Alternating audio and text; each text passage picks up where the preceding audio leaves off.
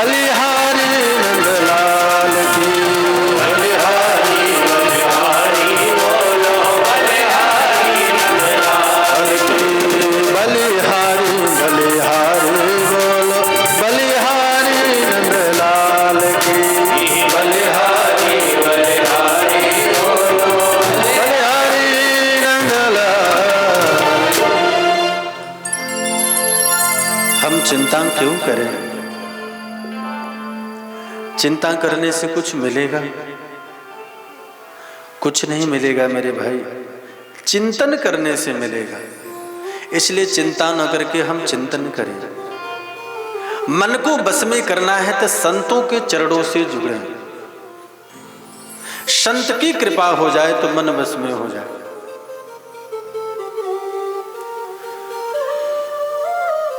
इंद्रियों को बस में करना है तो कपिल जी कहते हैं कि मां सबसे सरल उपाय है कि सभी इंद्रियां भगवान की तरफ मोड़ दें। अगर कुछ देखने का मन हो रहा है तो भगवान की सुंदर झांकी देखो। कुछ सुनने का मन हो रहा है तो भगवान की दिव्य कथा का सुनो। बढ़िया चटक मटक खाने का मन कर रहा है, रसोई में बनाओ, लेकिन भगवान को भोग लगा करके खाओ। तुम ही निवेदित भोजन करही, पट प्रसाद पट भूषण धरही। सुंदर सुंदर वस्त्र पहनने का मन कर रहा है तो पहले भगवान को अर्पित करो और पहन लो। भगवान का अर्पित किया हुआ वस्तु प्रसाद हो जाता है, उसमें दोष नहीं लगता। इसलिए संत महात्मा कोई भी वस्त्र पहनेंगे तो पहले भगवान को चढ़ाएंगे। भोजन बनेगा तो पहले भोग लगेगा, फिर वो भोजन में दोष नहीं रहता है, फिर वो भोजन वो प्रसाद बन जाता है। कपिल जी ने बड़ा सुंदर बात कही। यम नियम आसन प्राणायाम शांख शास्त्र का वर्णन किया बड़ी विस्तार से। कपिल जी कहे कि मां सुख कहीं नहीं है। आदमी सुख की लालसा में दौड़ लगाता है लेकिन सुख मिलता नहीं है। एक आदमी के पास साइकिल होता है, दौड़ लगाता है, काम करता है कि मुझे मोटरसाइकिल खरीदनी है, मोटरसाइकिल खरीदता है।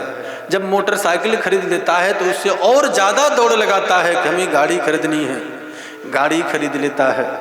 अब गाड़ी खरीदने के बाद और कमाता है कि मुझे होटल में जाना है, होटल में जाता है तो फिर बोतल खुलता है। लेकिन सच बताओ क्या सुख मिला? संसार की जितनी वस्तुएं हैं मेरे भाई, आपको दुख के सिवा कुछ नहीं मिलेगा। आप क्या सोचते हो रसगुल्ला खाएंगे तो हमें सुख मिलेगा? ज्यादा रसगुल्ला खा लो डायबिटीज हो जाएगी। नमक ज्यादा खा लो ब्लड प्रेशर हाई हो जाएगा।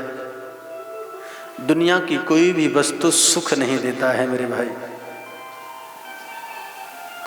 बड़े सुंदर उपदेश कपिल भगवान ने दिए और मां देहूती का शरीर जल में परिणित हो गया। मां के चरणों में प्रणाम किए और कपिल भगवान गंगा सागर में जाकर के स्थान में रह गए।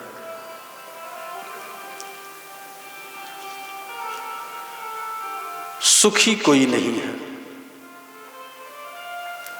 दूसरी पुत्री है प्रसूति। प्रसूति का ब्याह राजा दक्ष से हुआ, जिनकी 16 पुत्री हुई। उनमें से एक पुत्री का नाम ही सती है, जिनका विवाह भोलेनाथ से हुआ। तीसरी पुत्री आकुति हैं, जिनका विवाह यज्ञ नारायण के साथ हुआ। यज्ञ नारायण प्रकट हुए।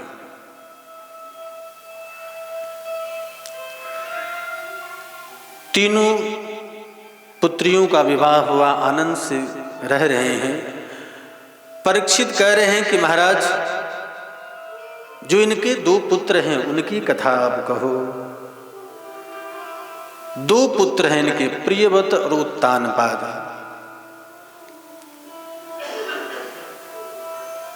प्रियव्रत के दो पत्नी हैं, सुनीति और सुरुचि। उत्तानपाद सभी मानव कहलाए, हम सभी उत्तानपाद हैं। और सभी के दो पत्नियां होती हैं, एक का नाम होता है सुनीति और दूसरे का नाम होता है सुरुचि। सुनीति का अर्थ ये है कि जो वेद में लिखा है, धर्म ग्रंथों में लिखा है, उस पर चले, उसका नाम है सुनीति। और सुरुचि का मतलब है कि जो मन में आया सो करे, उसका नाम है सुरुचि। मन में किया लड्डू खाना है तो लड्डू खाओ, मन में किया गुरदासपुर जाना है तो जाना ही जाना है, कोई रोक नहीं सकता। इसको हम कहते हैं सुरुचि। सुनीति के यहां ध्रुव प्रकट हुए। जब हमारा जीवन धर्म ग्रंथों के अनुसार चलेगा, संतों के बताए हुए मार्ग पर चलेगा, तो हमारे जीवन में ध्रुव प्रकट होगा। और सुरुचि के यहां हुए उत्तम। उत्तम एक नंबर के उदंडी हैं। अगर हमारा जीवन मनमुखी तरह जाएगा तो जीवन सुख में नहीं रहेगा। संतों के बताए हुए मार्ग पर हम और आप चलें। उत्तानपाद की बड़ी पत्नी का नाम है सुनीति। बहुत दिन व्यतीत हो गया, इनके यहां कोई पुत्र नहीं हुआ।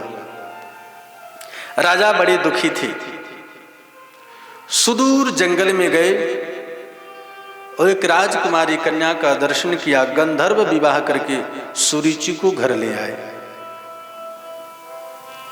मन में सोचा कि सुनीति का कोई पुत्र नहीं है, शायद दूसरा विवाह कर लो तो कोई पुत्र हो जा। लेकिन जब राजा सुरुचि को लेकर के आ रहे थे तो महल के सामने भीड़ लगी थी। लोगों से पूछा इतनी भीड़ क्यों? बोले महाराज बधाई हो, आपकी महारानी पुत्रवती हैं, पुत्र होने वाला है। राजा बड़े प्रसन्न हुए कि मेरी सुनीति का पुत्र होने वाला। बोले हाँ, लेकिन अब सुरुचि के साथ गंधर्व विवाह करके आए हैं तो रखना ही पड़ेगा। इसलिए उसको महल में लेकर के जैसे आए, सामने सुनीति आई। सुरुचि बोली ये कौन है? उत्तानपाद बोले महाराज ये मेरी पत्नी धर्म पत्नी है। सुरुचि बोली अगर ये घर में रहेंगे तो मैं नहीं रहूंगी, या तो उनको रखो या तो मुझे रखो। उत्तानपाद छोटी पत्नी पर ज्यादा प्रेम मोहित होने के कारण अपनी बड़ी पत्नी का त्याग कर दिया और सुरुचि को लेकर के महल में रहने लगे। सुनीति छोटी सी पर्णकुटिया बना करके रहने लगी अपने छोटे से नन्हे बालक के साथ, जिसका नाम है ध्रुव। धीरे धीरे धीरे धीरे समय व्यतीत हुआ। संतों के आश्रम में सुनीति जाती हैं, अपने नन्हे से बालक को गोद में लेकर के भगवान की कथा सुनती हैं। धीरे धीरे धीरे धीरे ध्रुव बड़े हो गए। 4 वर्ष के जब ध्रुव जी हो गए, संतों की कथा सुन रही थी। संतों ने कहा सुनीति इतना मग्न होकर के कथा तुम सुनती हो, संतों की तुम इतना सेवा करती हो, आज हम प्रसन्न हैं, वरदान मांगो, क्या चाहिए तुम्हें? सुनीति ने कहा महाराज वरदान क्या मांगना है? आप संतों की करुणा बनी रहे, ऊपर वाले की कृपा बनी रहे, और क्या चाहिए? बोले कि नहीं, कुछ तो कुछ तुम्हें मांगना ही होगा, मांग लो आज। सुनीति बोले कि प्रभु अगर देना ही है तो एक वरदान दे दो। मेरी सौत है ना सुरुचि, 4 वर्ष हो गए, उसका कोई बेटा नहीं है, उसको भी कोई बेटा हो जाए। संतों ने कहा जिस सौत के कारण, जिस स्त्री के कारण राजा ने तुम्हें घर से बाहर निकाल दिया, महल से बाहर कर दिया,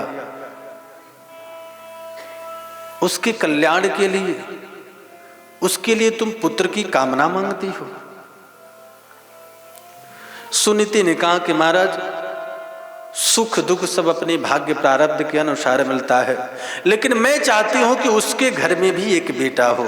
संतों ने कहा, बेटी जब तुम्हारे मन में है तो उसके घर में जरूर बेटा होगा।